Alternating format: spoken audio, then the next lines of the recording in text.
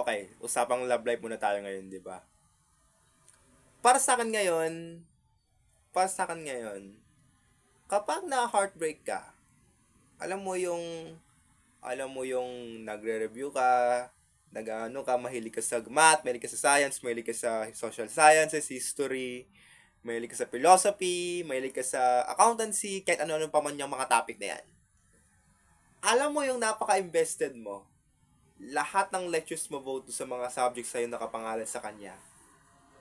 Kapag na-heartbreak ka, especially pag naganap ng iba yon, alam mo yung talagang siya talaga ang kayang makasira sa lahat ng mga images mo dun about dun dahil sa kanya.